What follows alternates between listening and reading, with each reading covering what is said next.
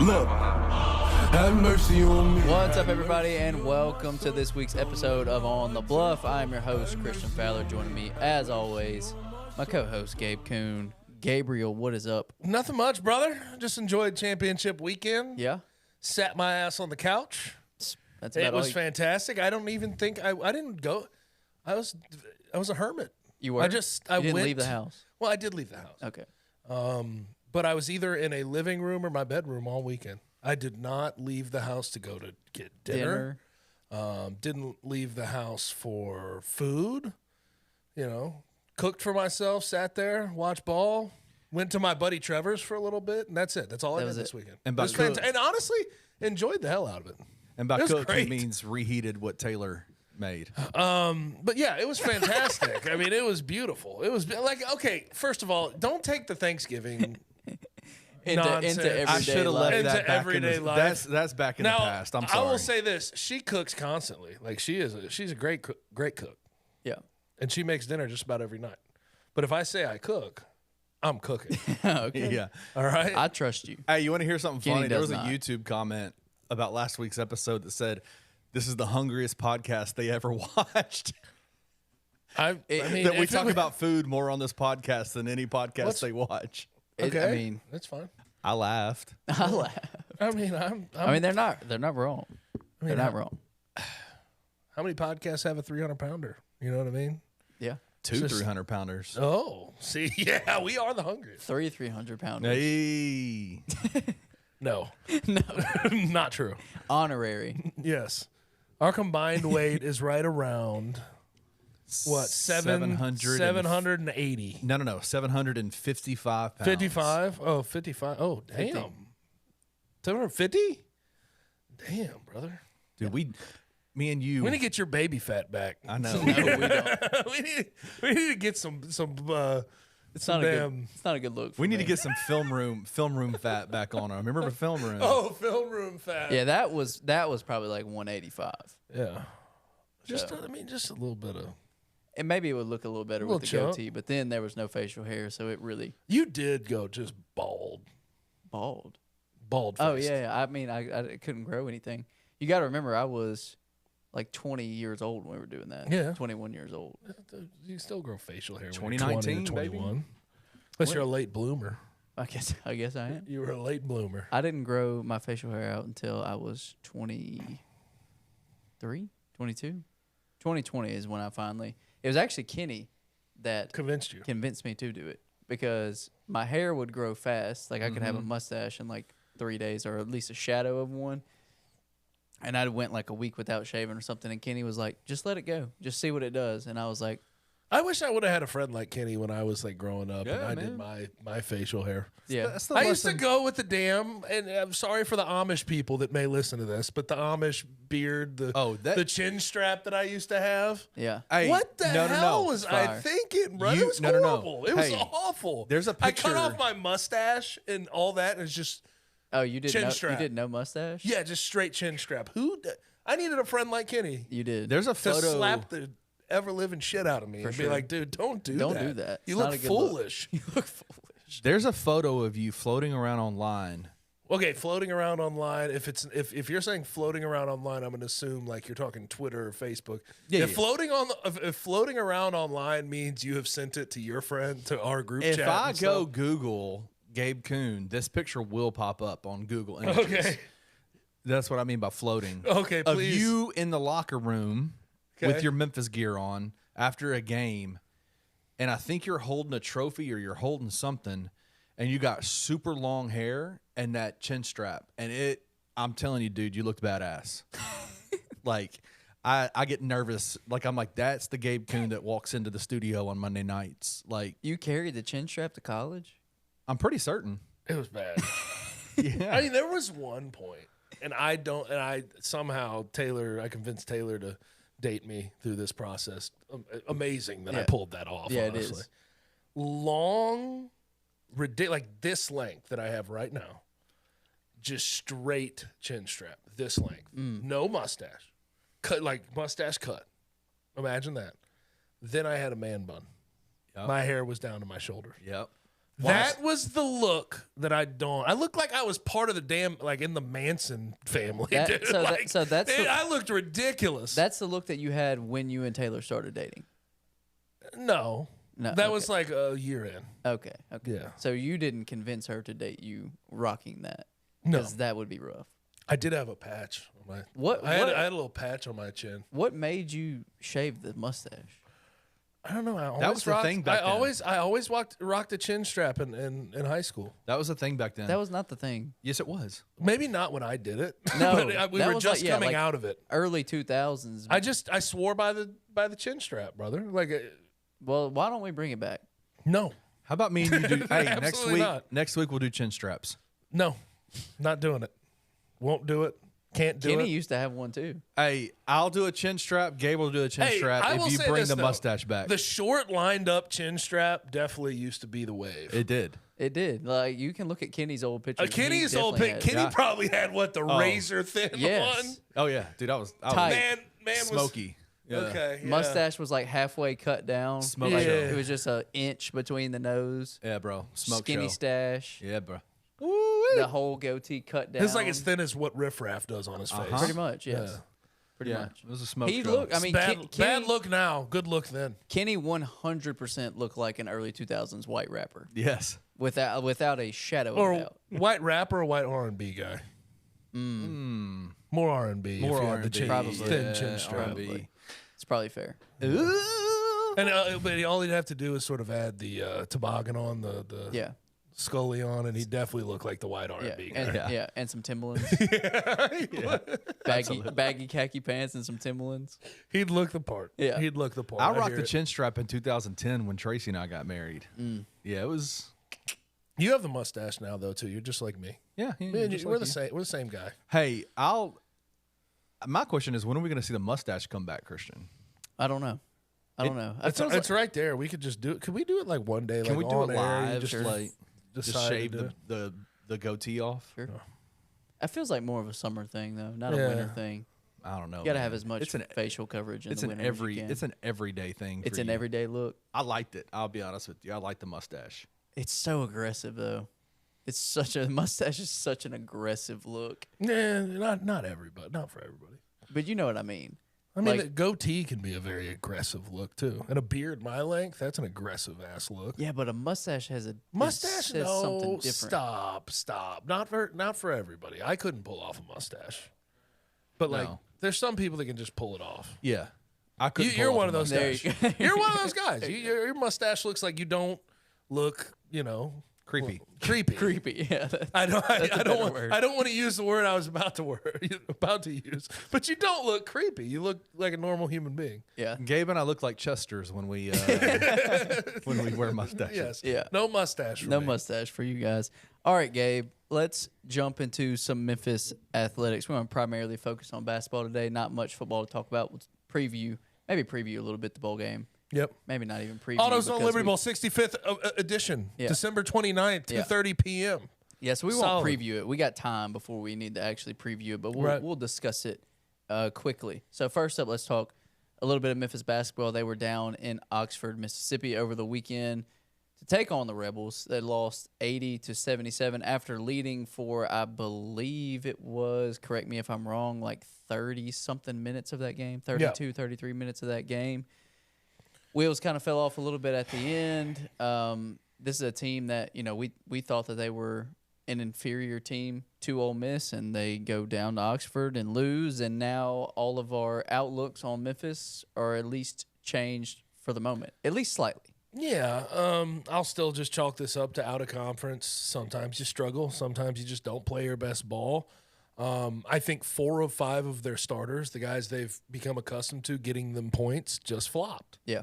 Everybody but David Jones was really bad on the offensive end, and Javon Quinterly was really bad on the offensive end, and it was capped off by just a boneheaded type mistake or play in the half court, or like you're going for a 3 ball.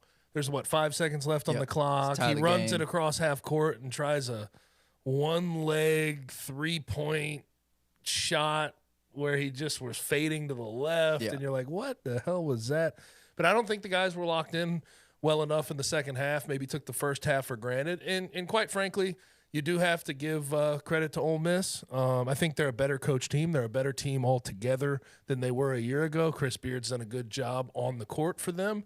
And their two guys in particular, Matthew Morrell and who's the other guy? Jalen Murray. Jalen Murray, the guard. They knock down threes at a ridiculous rate. So at some point, I want to talk about Memphis and their issues, but I do have to tip the cap to Ole Miss a little bit. They're not near as bad a team as we thought they'd be coming into the year. No. They're a very solid basketball team. Yeah, and they played really well in this game. Shots fell for them. But there are Matthew Morrell 6 for 7 from 3 is crazy. That's never happened, I don't think, in his entire career. There are a couple things that I want to talk about, but first I do want to say it wasn't pretty. Obviously, you lead for the majority of the game, you end up losing. But I will say the fact that Memphis played a quality team in Ole Miss and they played horrible offensively. Ole Miss shot lights out. And Memphis still loses this game by 3 and led for the majority of it. No one looks at that, though, obviously. But I get us looking at it, I get it. And no one is going to look at that. And how deep you should look into it, I don't know. We'll see as the season progresses. But the fact that they were pretty deeply outplayed, or at least out efficient. They were 3 for 18 from 3, right. And Ole Miss was 11 for 22. Right. And I don't know who wins games when you're on the 3 for 18 side. But just to be in it until the end, looking like they're going to win for the majority of the game and come down and still have an opportunity at the end, it's not what you want. You obviously want to go in there. You want to win this game. You want to take care of business on the road against a quality SEC team.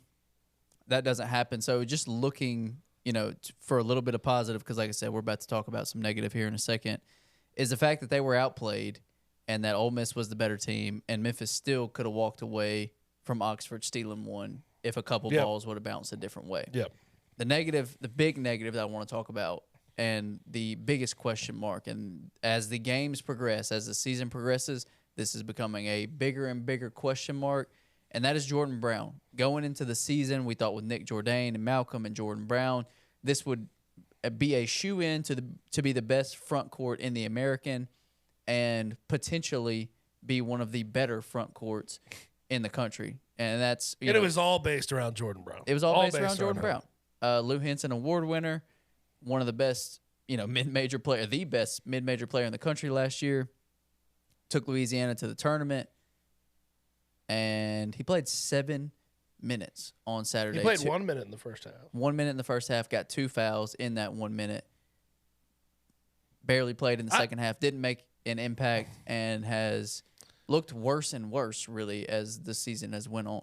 With the way Nick Jourdain and obviously Malcolm have played, I'm going to ask this question just to you. With the way Jordan Brown has been trending, which is worse and worse and worse and worse, whether it be fouls or conditioning or what have you, do you almost put his development to the side and focus on winning ball games with Malcolm and Nick Jourdain and see what he can do in spurts? Right. Like, do you almost just switch around the dynamic altogether because of what he's giving you, which is next to nothing? I mean, honestly, that's a really good thought, because we've talked about this ad nauseum. You don't have time to mess around. And if he finds it, he finds it, and you're a better team for it. But for right now, I don't know if you should be experimenting while you had the Ole Miss game, you have VCU, then you have Texas A&M, then Clemson, who's a top 25 team. Right. Like I don't want to see someone in the starting lineup who's you don't expect to play, but for 7-8 minutes. Right. Yeah, no, I completely agree. This is these next 4 or 5 games, because Virginia follows that relatively closely. You just don't have the opportunity to, like you said, experiment with someone.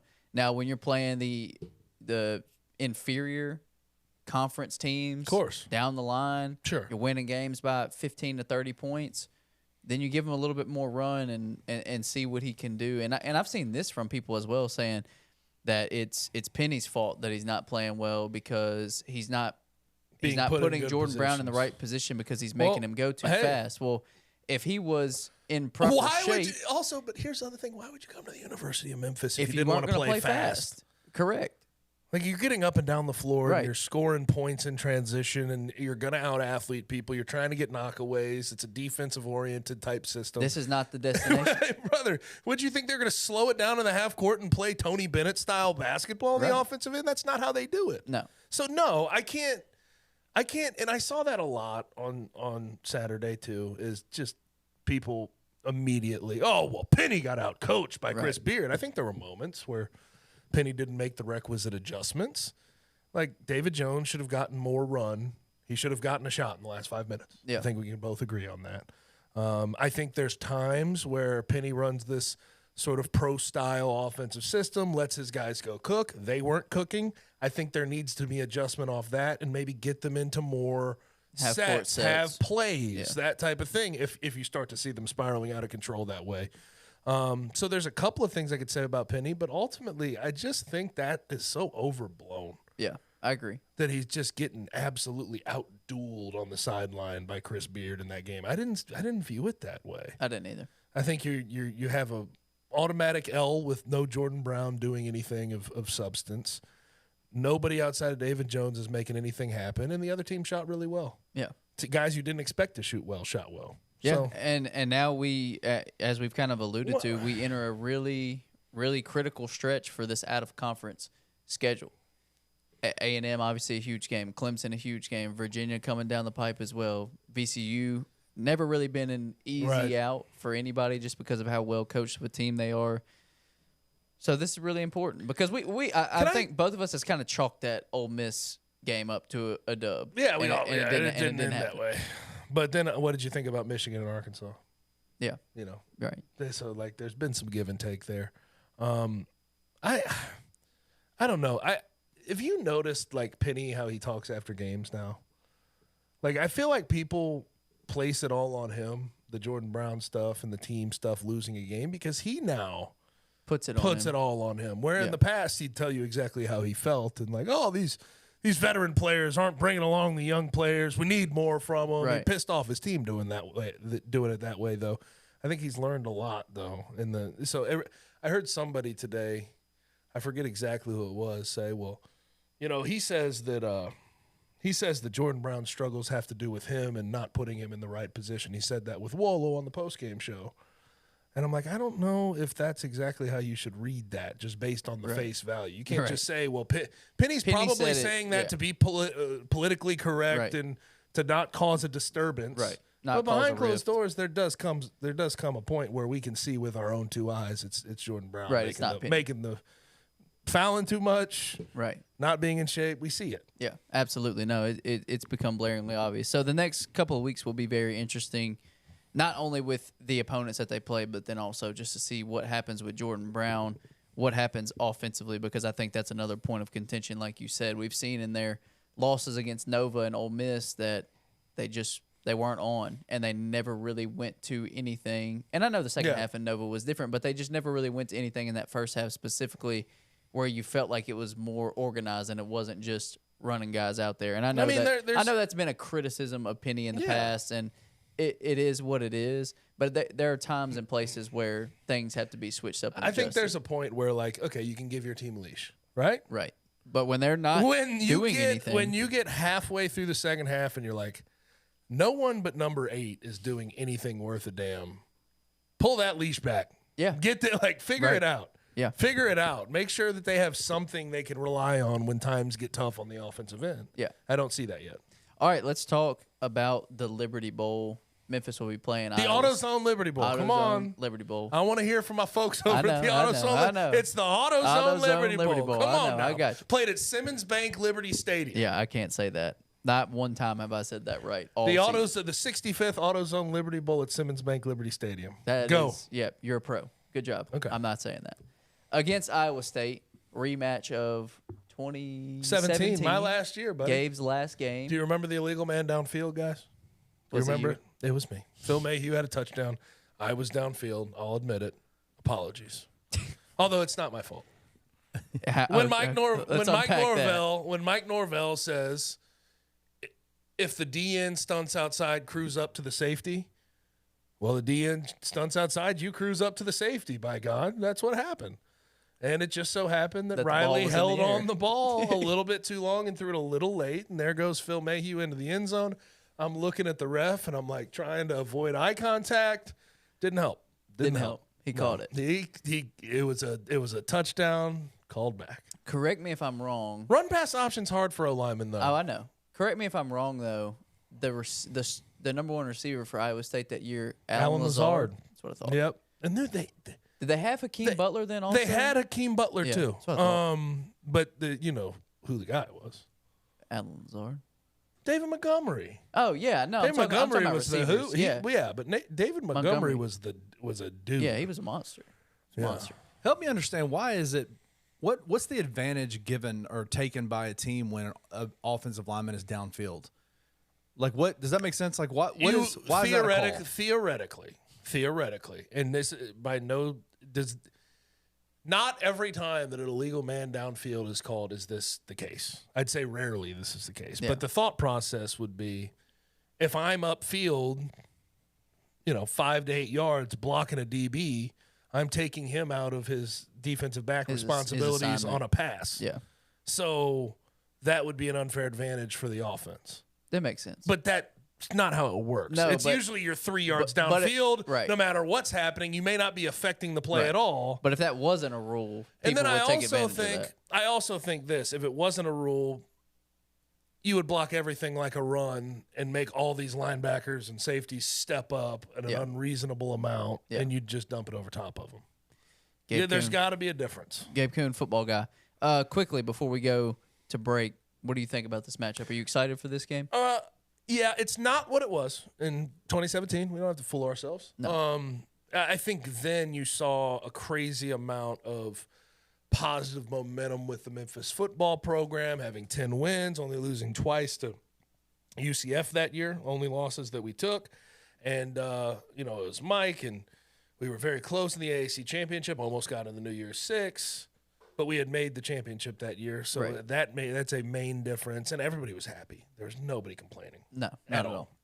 Iowa State, it was the same thing. They were coming out of the depths of hell with Matt Campbell, and they had talent on talent. They had Alan Lazard and Hakeem Butler and David Montgomery. Who was their quarterback? It was Cody Kempt, but the next year Brock Purdy took over. They had a guy waiting in the wings, and Brock Purdy. Yeah. So, everything was moving in a positive direction for them. This sort of feels like both programs are maybe trending in the right direction compared to where they were last year. But they came down off. But they had to come off of the high of their program's past. You know what I mean? Yeah. So it's just not exactly the same. But this matchup, I enjoy it. Iowa State's a better team than 7-5 will tell you. Yeah. 4 of their 5 losses came by 7 points or less. They beat Kansas State. They beat Oklahoma State, who is in the Big 12 championship. They're a good team. And their defense will get after your ass. Yeah.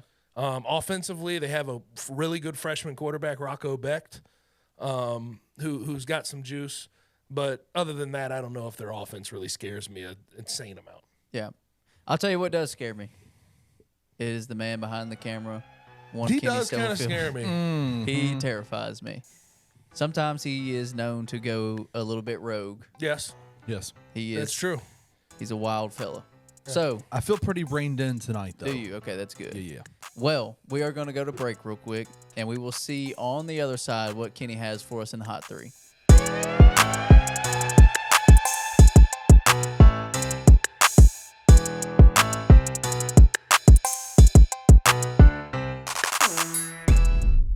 In this country, man, young girls are over-sexualized. The look of youth or being underage is over-sexualized. I remember watching a Brooke Shields documentary, the preview for our trailer for it, right? And Brooke Shields was reminding people, y'all were talking about I was like the ideal beauty and I was a model and all those things. It's like I was like 13 years old. Yeah. I was a little girl. People were talking about how beautiful I was when I was a kid. I was a child. Kidding. Young girls have been taken advantage all through time, man. Like throughout the beginning of time, young girls have been taken advantage of, and they've been over-sexualized, over-sensualized. You're a sick dude, man, because you can look at that girl and tell she's a baby, bro. Mm-hmm. And you can look at yourself and realize you can get any woman you want. there has to be something sick in you that has that thing for younger looking girls. We just live in sick times, man. Tune in to The Anthony Sane Show, Wednesdays and Fridays at 12 p.m. weekly on the Bluff City Media YouTube channel.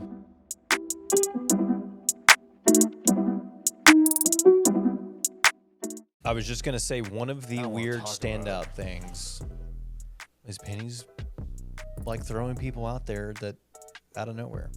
He is damned to run a 15-man line, a whole team out there. I don't understand it. It's wild. Some of the people that he throws in certain situations that just like haven't been seeing any time recently, and then all of a sudden, come Arkansas game, Carl's out there out of nowhere. There was somebody else. Who was the other? I can't even think of it now. He threw somebody else. Was it Jonathan? He threw Jonathan out there. Was that in the Michigan game? No, that was in the Villanova game. Villanova. Didn't look the part, guys. What was the quote that Rick said? Like, it's not the time to experiment. It's time to win a stop game. Experimenting and time to win the damn game. It's perfect. Tune in to Tigers Untapped with TJ Willis and Trey Lasley every Wednesday at 3 p.m. on the Bluff City Media YouTube channel.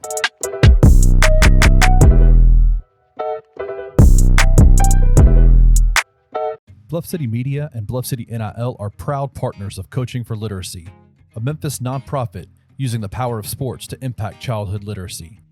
When you donate to Bluff City NIL through Coaching for Literacy, your gift is 100% tax deductible. This partnership is a win-win-win. Tiger student athletes win in the NIL landscape.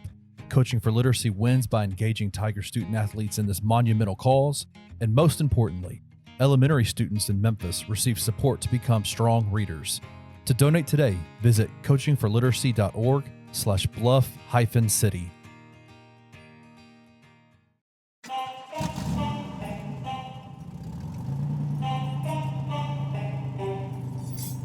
Discover a world of possibilities at Streetcars of Memphis.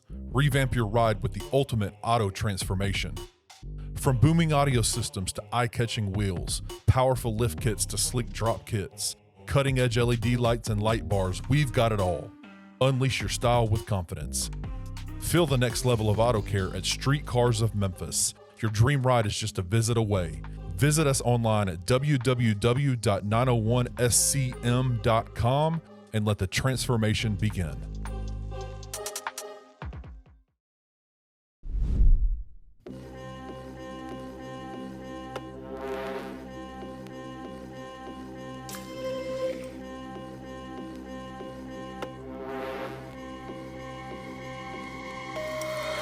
Yes, we are back. Are we? Sort of. Okay. Define back. I don't know. Okay. But we are, though. Have we returned? We We're have here. returned. We are here. back. Okay, then we are back. Yeah, you're right. Let's get ready to go, man. I want to This know is- what definition of back he had going on. I But don't know. I don't want to ask him. No. 'cause Yeah, no, that'll no. lead us down a different Right. portal that we don't want to be. I Road. told Part y'all. of. I told you that I was feeling very reined in today. Yeah, let's keep You're you about there. to ask me a question that's going to make me go Yeah, rogue. we're not Yeah. doing it. Let's chill for a second. All right. Hey, this is the Hot 3. You guys ready? Yes. Yes, sir. This is Hot 3 is sponsored by Streetcars of Memphis. Streetcars of Memphis is a locally owned auto body shop that can do literally anything that you want done. It can do all the daily maintenance. It can do the oil changes, the tire replacements, the tire fixes, everything, but it can also pimp your ride. You can get anything you want. You can get a lift. You can get lights. You can get panels. You can get sound systems. Anything you want. Streetcars of Memphis. 901scom.com. Link is in the description below. First Well topic, done. Kenny. What you got for Let's us? go first topic.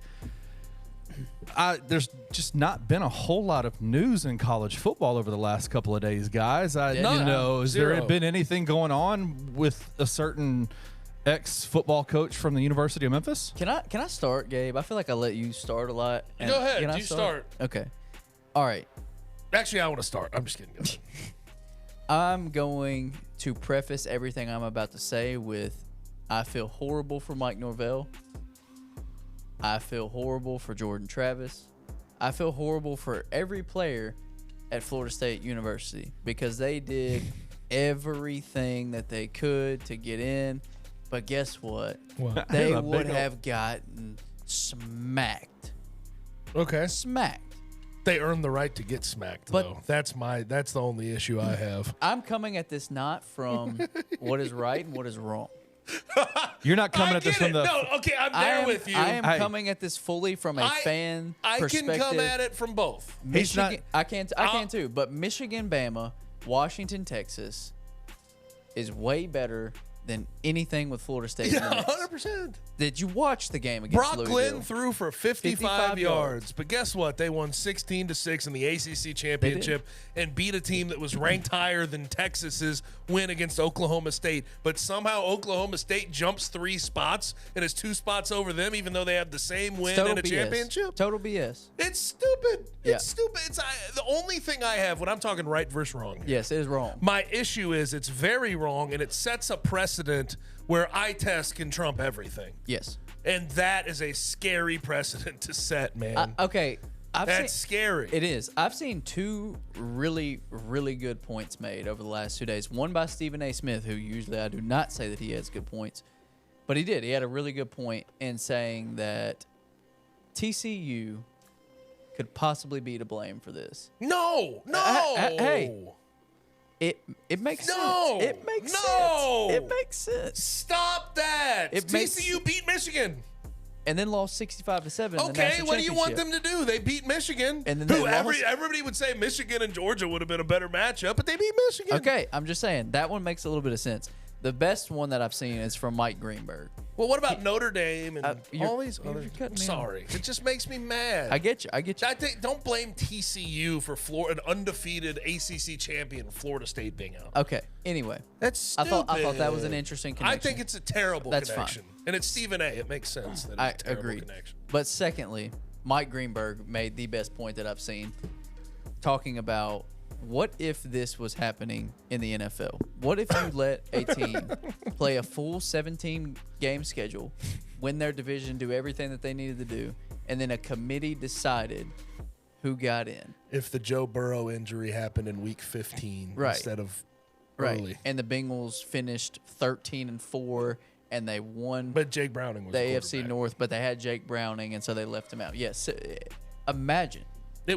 imagine how insane that would be, and that is what we're dealing with right now. And I think it doesn't look like as big of a deal because it's college and we're used to the committee and the playoff and everything. But like that is what we're doing. They are saying that wins don't matter and the eye test does, and that has never happened in the history of the college football playoff. It's happened, but Not on this level. Not on this level. There could at least been a caveat or an argument to be made. There is not one this year. This is truly the bottom line. What has happened here? How unprecedented it is.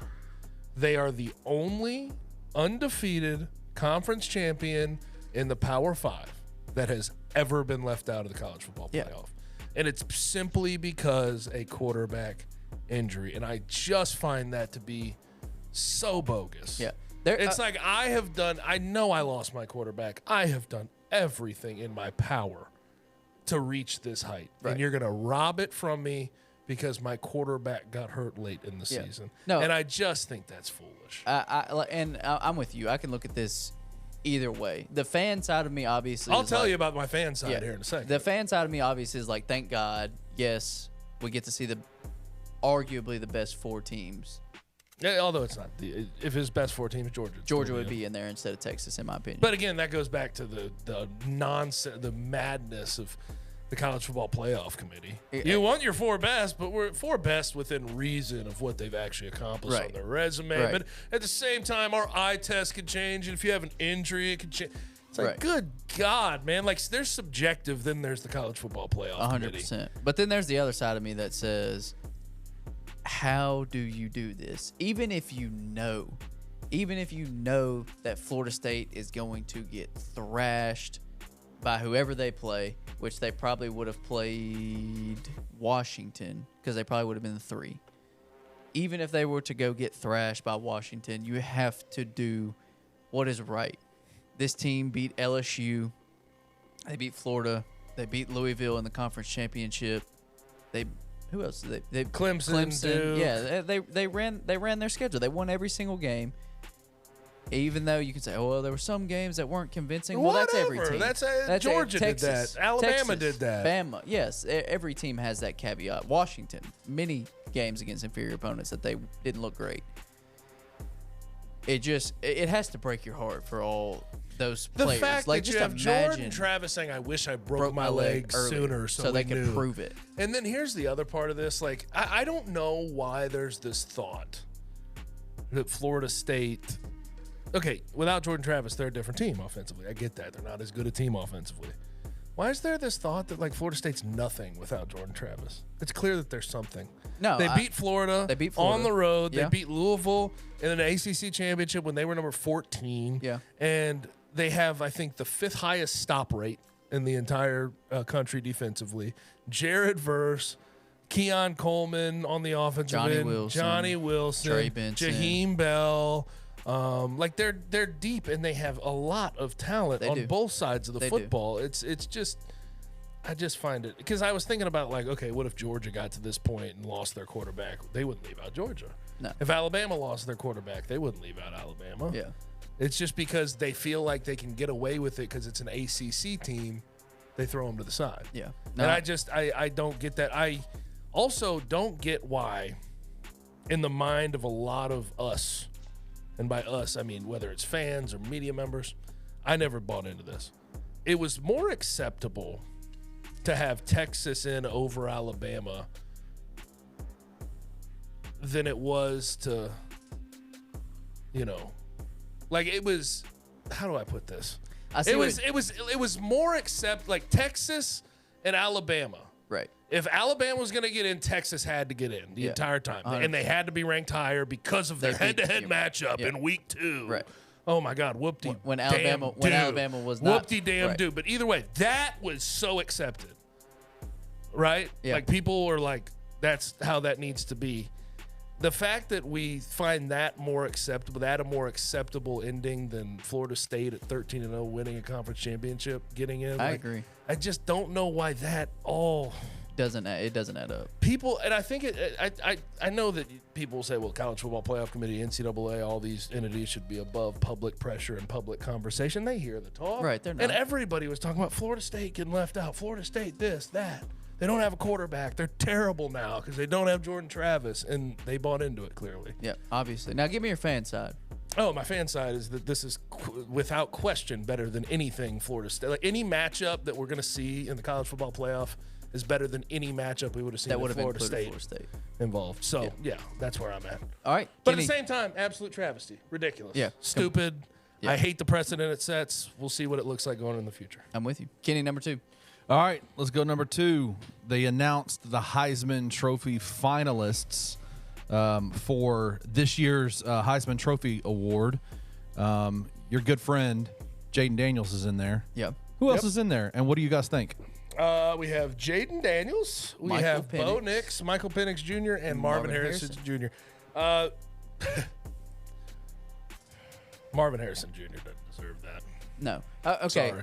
This is where I like him. He's a great player, but no. Agreed. But this is where I want to start with this. How do you feel about the fact that once Oregon lost the Pac-12 championship on Friday night, Jaden Daniels went from like minus 150 to minus, I think it was like 950. He should have been minus 950 before that game. Agreed. That's where I'm at. That I completely agree. I don't with think that. it's close. Yeah. No, I'm I don't sorry. care if Bo Nix would have balled out in that What's game really and going to be Oregon would've won. hilarious is college football playoff not caring about winning. Yeah. Leaving Florida State out, and then now all of a sudden they're going to care about winning, and they're going to make Bo Nix the Right. damn Heisman. There's no That's shot. it. But either way, it should be Jaden Daniels Or Michael Penix, who's Michael Penix. You get what I mean. who's in the though. college football playoffs, Right. right? You get what I mean. It's just, but that would be. I don't know if my heart could handle that, man. No. Jaden Daniels, by far and away, deserves it more than anybody else. Leader in total yards, leader in total touchdowns. I think he's top. He's either the leader in QBR or top He's 3. like top 5 or top 3 or top 4, top 5, whatever it is In the country. in rushing, yards. Yeah. He's the top in yards per carry. Yep. It's like, come on. No, Quarterbacks have no business putting up these type of stats, and he's done it. We have some of those seasons where it's a toss-up, right? Where nobody has like that magical, insane year where it captivates college football, and you go, it could go either way. And then you have the Cam Newtons and the Johnny Manziels and the Tim Tebows and years like that, Lamar Jackson, where you go, this player by far and away was the best player in college football. You said it last week. LSU probably would have won 5 games without Jaden Daniels at best, and he led them to what they were. Did they have a great season? Are they going to a playoff? Are they a top 10 team? No, they're not. They're 9-3. They had a solid year, but they were a bad football team with Jaden Daniels, Malik Neighbors, and Brian Thomas, and that's all they had. And nobody knew who Brian Thomas was really until this year. Yeah. And speaking of which, you know who probably deserves to be up over Marvin Harrison Jr. when Malik it comes Neighbors. come to being Or a wide Brian receiver? Thomas. Definitely Malik Neighbors. He's 1,500 yards, 14 TDs. He tied Marvin Harrison Jr. in the TD column. Yeah.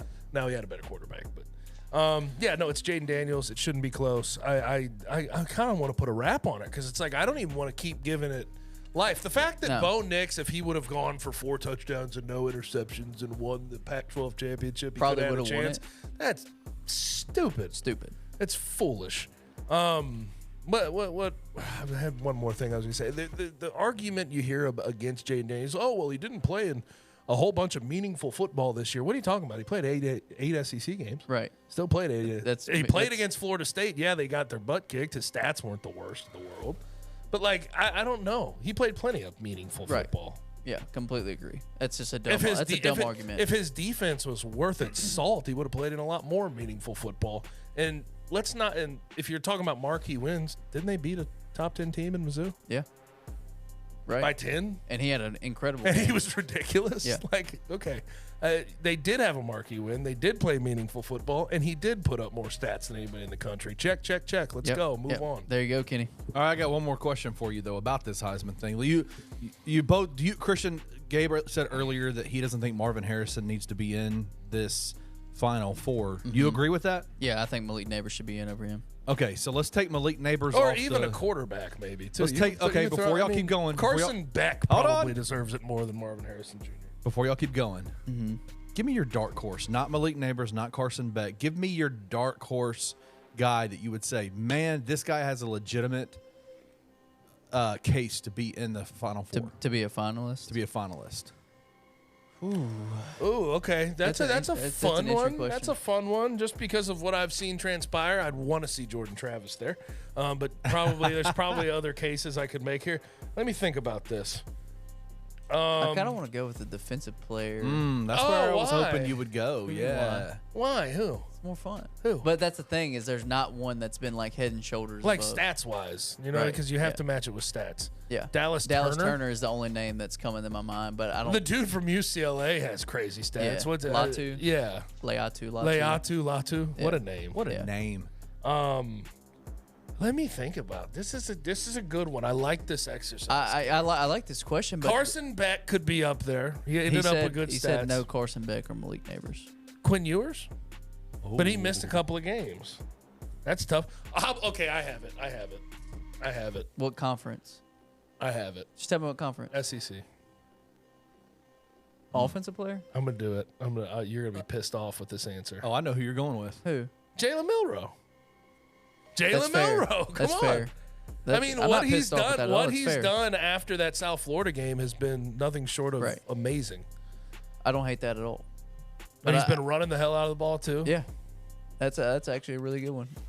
I don't know where. I don't really. If Stetson Bennett got in last year to finalist, right. Jalen Milroe. Jalen can be a finalist. I don't disagree with that. I like that answer. right. We'll rock with Gabe's on this one. Dark horse Jalen Milroe. Let's go. Yep. Let's go. Topic number 3. NFL obviously happened this weekend as well. A lot of big things happened. Coaches got fired. More coaches need to be fired. Not head coaches, but position coaches. coaches got fired. What's his name? I was say what position? I mean, what in particular? What position?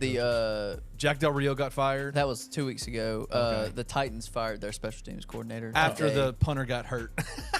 Hilarious. Yeah. Did y'all see that? I was watching that. It was bad. hilarious. Yeah, it was rough. I mean, not Back hilarious to that he back got to hurt. back punt blocks. 2 punt They blocks in fired a an row. offensive analyst. Huge news. I'm just kidding. Yeah, right.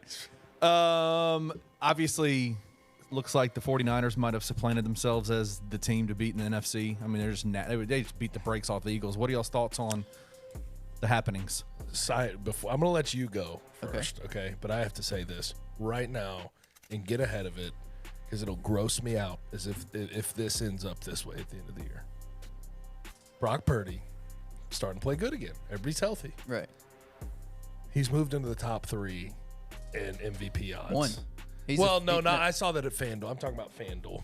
Shout out FanDuel. He's favorite. No, on FanDuel, DraftKings. it's Dak, then Jalen Hurts, then Brock Purdy. Well, DraftKings, it's Purdy, Dak, Jalen. I hate that. I do too. I despise that. Did you? I cannot take have that. Have you seen the stats? Throw that came away the freaking award, please. Have you seen the stats that have come out of it? He averaged 16.5 yards per completion on Sunday against the Eagles, right? Do you know what his average yards after the catch was? Probably 14 of those. Yeah. Am I right? It was close. Yeah. It was close. I can't do it with him. No. He's good. He's done a really at good job. what he but does. is he the most valuable player? Absolutely Hell no. not. On that team, no. I could name Fred Warner, McCaffrey. Dre Greenlaw, McCaffrey, Kittle, Yeah. Trent Williams, Debo, Brandon Ayuk. Yeah. All those are Talanoa more. Hufanga before he got hurt. All those are Yeah. more valuable than him. Yeah. Nick on the Bosa. same team. Nick Bosa. We didn't take Nick Bosa. Yeah.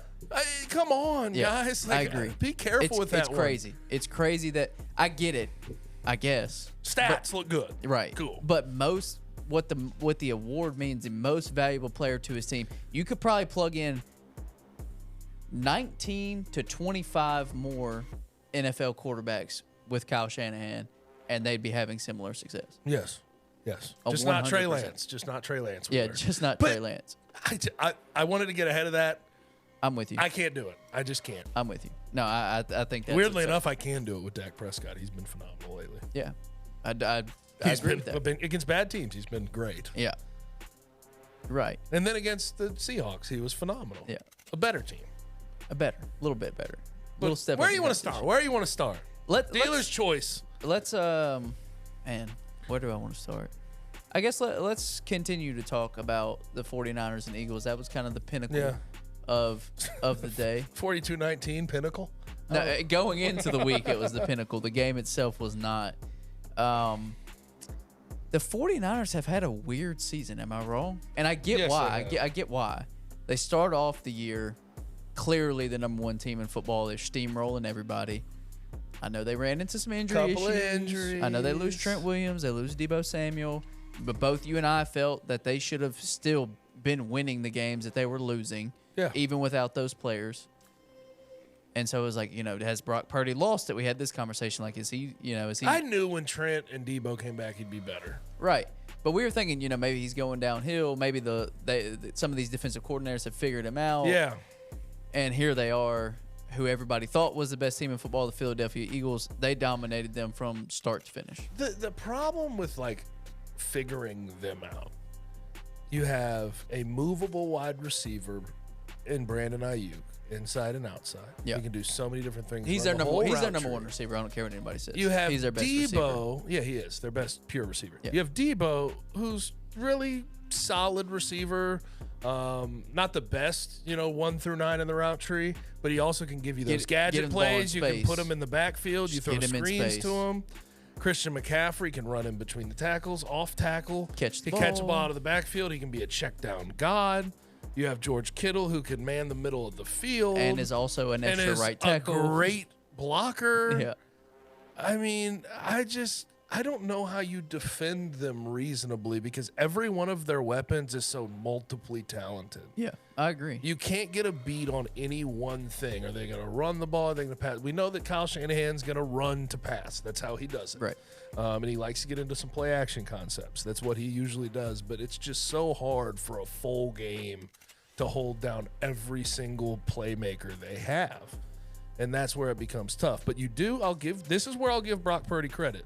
You have to have someone who can, within reason and smartly, get them the football and not take unnecessary chances. Yeah. That's Brock Purdy to a T. There's nothing he does that is exceptional except for how he keeps that offense on pace and the command he has over it. And I'll talk about the flip side of it, talking about the Eagles. We talked about this last week.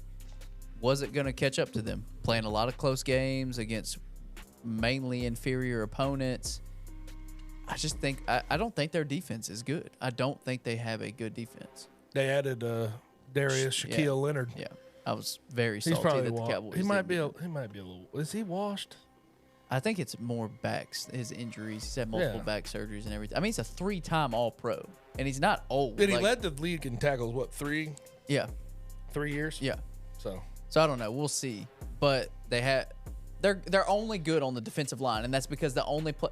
No, that's not true. They haven't only invested in the defensive line, but the majority of their assets, especially in the draft, have been on the defensive line. Let's think. I mean, when we talk about where their defensive production and the stats lie, it's Hassan Reddick and Fletcher Cox and Jalen Carter and Jordan Davis. Like it's all those guys. Their back end's not. They're not leaders in PBU, leaders in interceptions. But let's not say they haven't invested in the secondary, because they invested in James Bradbury and Darius Slay. 100%. But they're just. I know people love Darius Slay. He's aging. He's been overrated, I think, for a long time. He's aging. He's just not as. I mean, he's probably well into his 30s. Darius Slay has always been a guy that is what his name is. He's a big play guy, but he can get beat. Darius Slay has never been a lockdown corner. That's not his forte. But he will sit there. But I do have respect for him. Oh, absolutely. Because he will follow the best receiver. Yes, all he day. will. Yes, he will follow and he will make plays. And generally, he gets them more than he gets absolutely That is torched. True.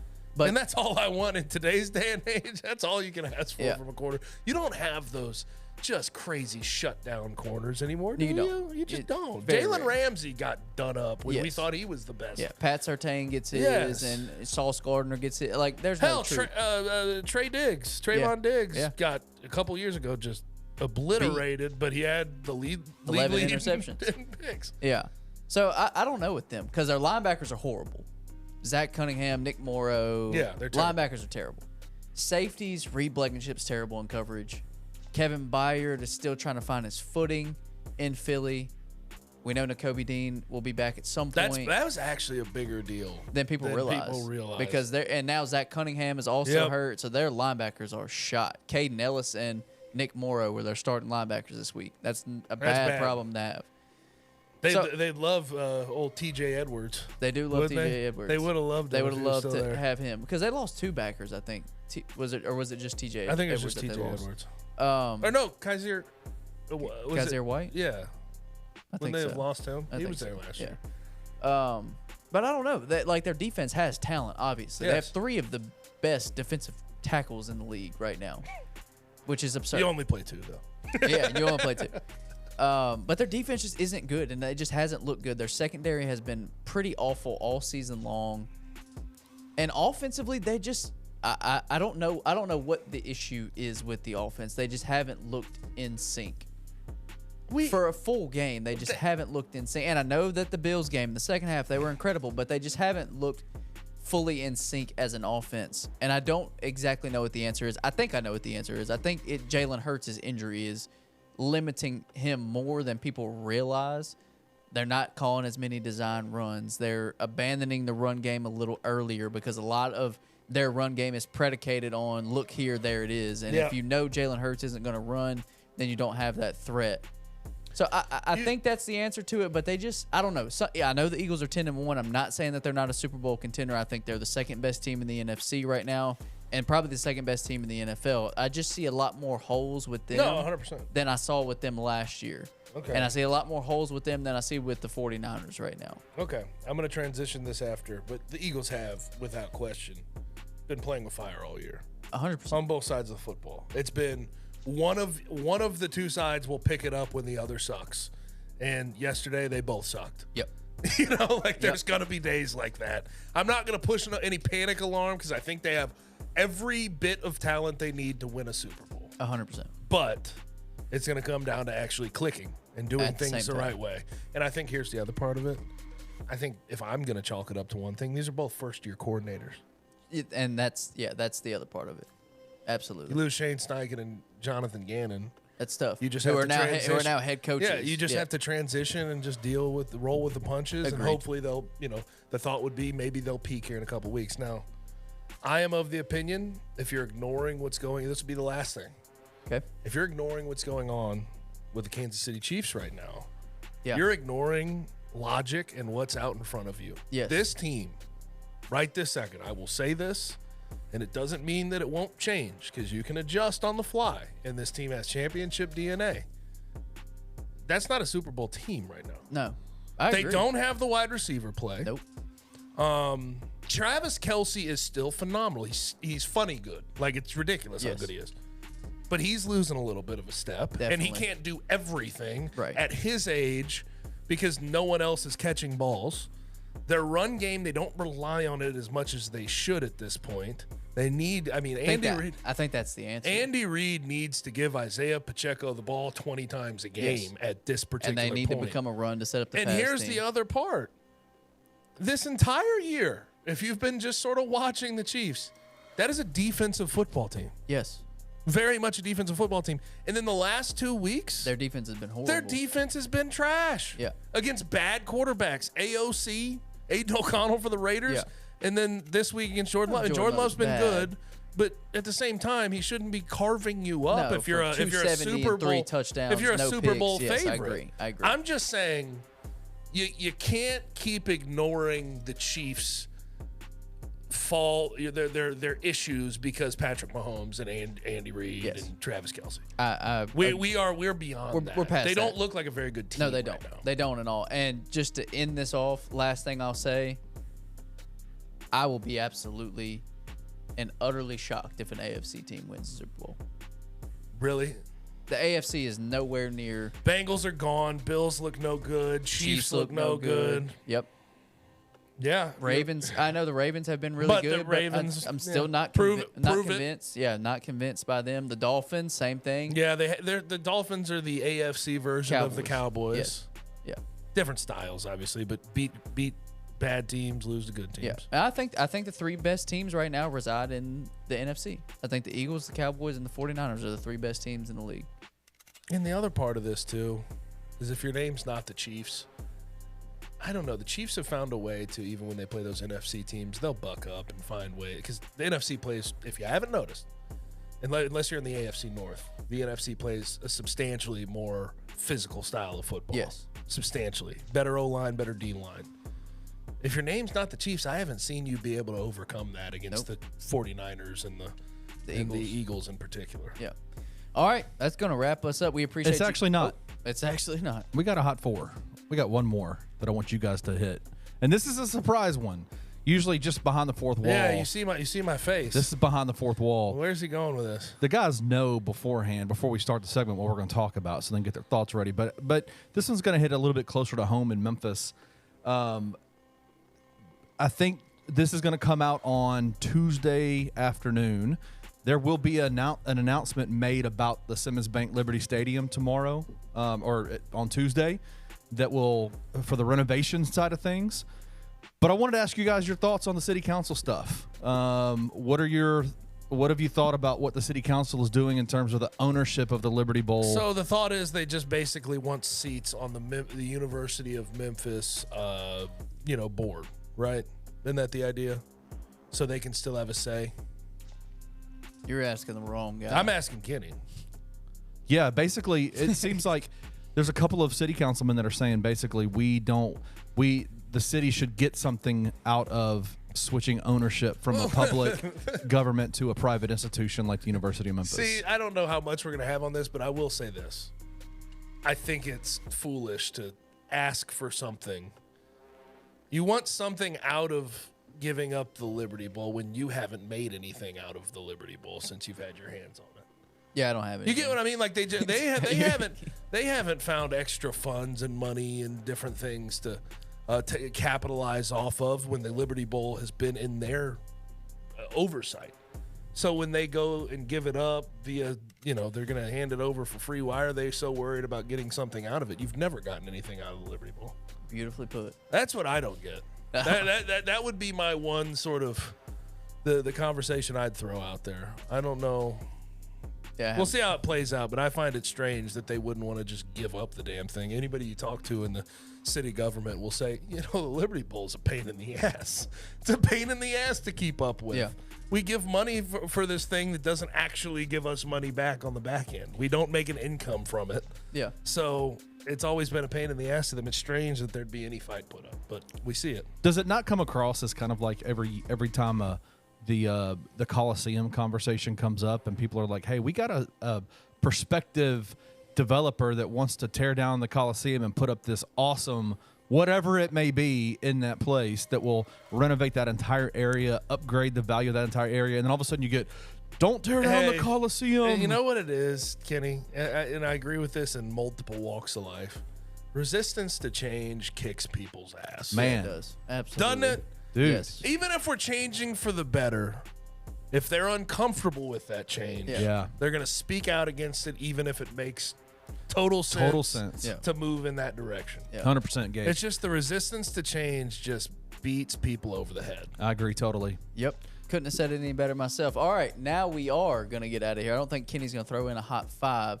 So we appreciate you guys for joining us this week. If you're watching on YouTube, you can like, subscribe, comment there, and obviously you can get this wherever you listen to your podcast, Apple, Spotify, or anywhere else. You can subscribe, like, and comment there. Also, we appreciate you guys for joining us, and we will be back here next week. Thank you for listening to On the Bluff.